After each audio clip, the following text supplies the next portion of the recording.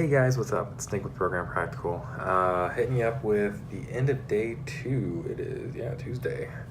End of day 2 at Big Nerd Ranch. Guys, what can I say? This has been awesome.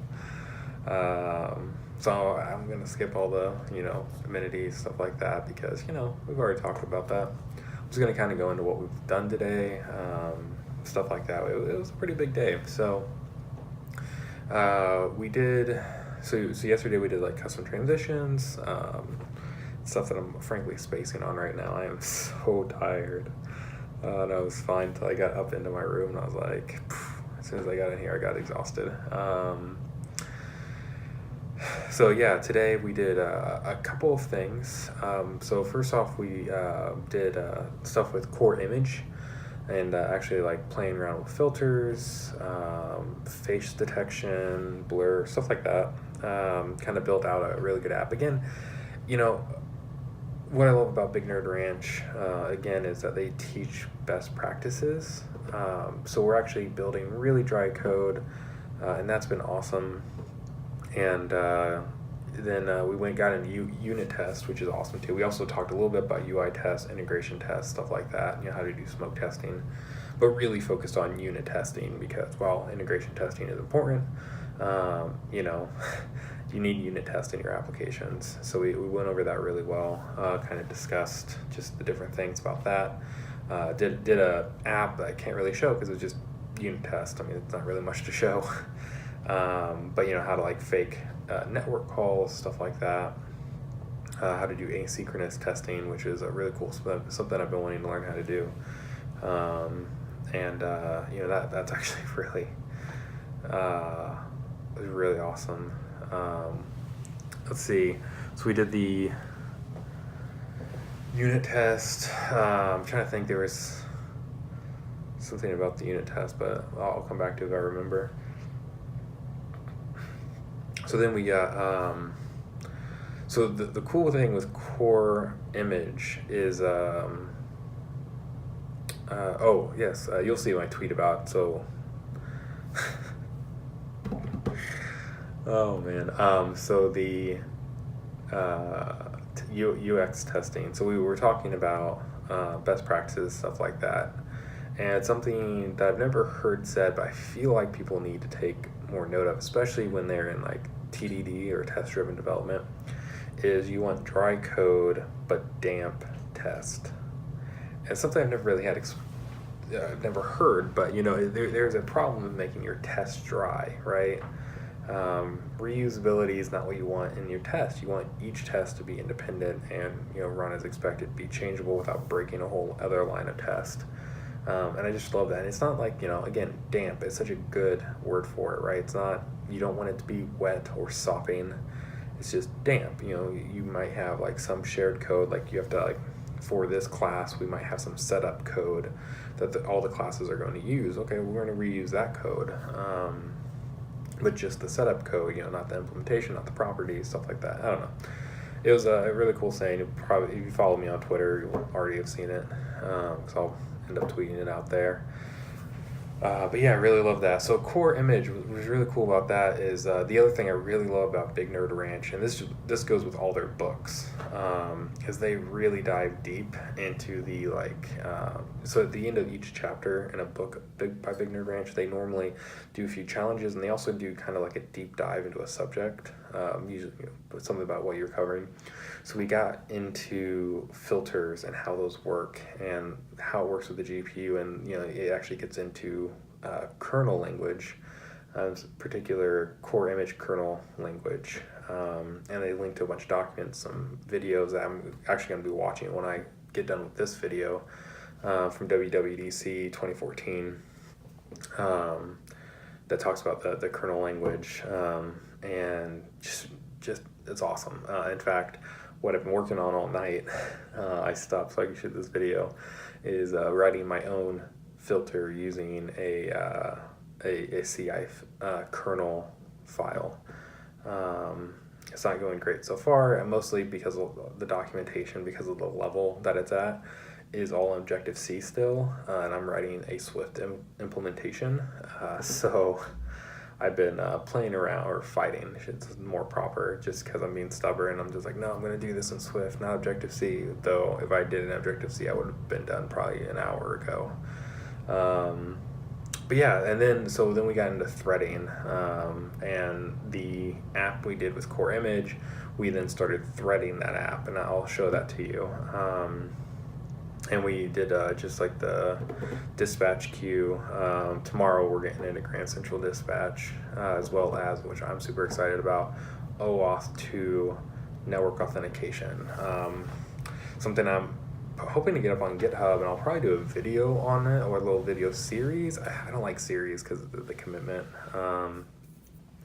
But I'm really big into writing my own network layers. And that's one of the things I love about Big Nerd Ranch, as I was talking to the instructor about it, and he's also like, networking isn't hard. Why would you use something like MOA that is literally an abstraction on top of an abstraction, when you could literally write your own abstraction in about 500 lines of code?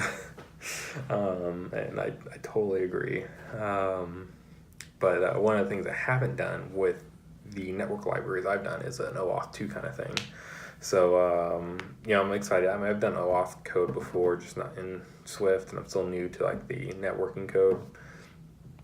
But, let's jump into this and kind of show you guys what we worked on today. Really, I just have the one project to show. Like I said, we did the test, but that was a different project. And then even then, you guys probably don't. I mean, it's just some test code. That's really, not much to show, right? So this is what we worked on, and this is the kernel file I was telling you about. So this is a kernel file, and there's some great documentation. Again, if you guys are interested, I'll do a video on it. Just let me know. But so essentially, what this is doing is, in the core image kernel language, it is creating a haze remove filter. And this essentially, for a quick breakdown, is the way this works is this gets an individual pixel. So this is changing one pixel at a time. And that's how filters work. It changes one pixel at a time. And this is the actual change here. So this is just a haze remove algorithm. It's nothing special. This is actually getting, I won't get into any of this, but this is what I have been working on. But what we did today was we made like a thumbnail store, which is just an implementation of, uses NSCache. We built out a image processor. So this is the actual like processor that deals, or this is just mostly a bunch of template code. The actual request to process an image, and then the actual operation. So an operation is the background thread. So this is all the threading logic, stuff like that, and then some CI image stuff like. So this is actually dealing with writing some filters out, like dealing with face detection as well as pixelating the face, stuff like that. So some really cool stuff. But let me go ahead and just show you guys what this thing's doing. And yeah, so you can see these all kind of load in as will, and that's part of being threaded. You'll see this one right here actually has a face on it, and then it's been blurred out. And so when you run this on the simulator, because it's doing stuff with the kernel, it has to be emulated, which means it's super slow, instead of interpreted, which is where like some code runs really fast and some code runs really slow. Well, if it's being interpreted, it's running fast. If it's being emulated, it's being ran really slow. And if it has to deal with a kernel, it's being emulated. So you see this is detecting the face, so it's actually blurring that face out automatically. You can do some other filters, as well as this is taking smart stuff into consideration. So if this starts going through and I switch the filter, it will stop the processing from happening to the other images, and then it'll stop the processing from happening on the other images, and then jump back, or go to the next one. So like I said, this filtering stuff's actually pretty slow. If you run it on a phone, it's super quick. It's just that emulated versus interpreted. This is the haze thing I'm working on right now. It literally, as of right now, just blurs because I haven't implemented the this implementation code here. I haven't fully gotten done. So yeah, so that's what we worked on today, guys. It's been super fun, super busy. I haven't been at this much of a crunch time in a very, very long time. But oh man, it's worth it. Honestly, guys, this is so worth it. If you have an employer that believes in training, stuff like that. This is my last employer actually sent me here. Long story behind that, but I'm here. It's definitely something worth talking to your employer about. It's just being like, this stuff really levels up your game.